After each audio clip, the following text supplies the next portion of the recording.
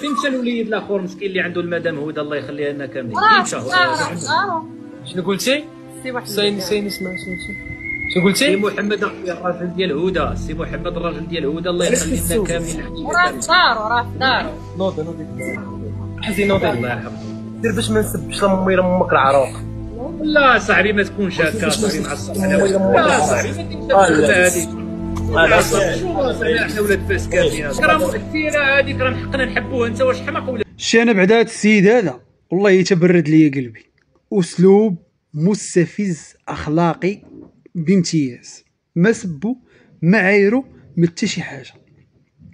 وحشا ليه الهضره على قبل مرت هذاك خوه اللي كتطلع وهادي وتنزل. خونا هو تسطى وبدا كيسب فيه، مرضاش. قال ليه هذيك راه مرتنا كاملين، حنا كنحبوها وكنديروا ليها وكنفعلوا ليها وحتى هي مؤثره. واش شي اللي راجل راه ما كيطلعش مرتو في اللايف، اللي راجل ما كيديرش اللايف ويقدم مرتو. تحيه ليك اخويا من هذا المنبر. وانا بحال هاد الناس هادو والله العظيم الا كنبغي المحتوى ديالهم، حيت كيعطيو القاص بواحد الطريقه غير مباشره، ولكن انت الا جيتي تشوفهم واحد المنظور اخر كتبان لك مباشره، ولكن بدون سبان بدون معيور بدون اي حاجه كتخرج على نطاق ديال الاخلاق ونطاق ديال التربيه. وكنتمنى من اي واحد كيقدم مرتو في اللايف، دير عقلك اصاحبي، يكون راجل.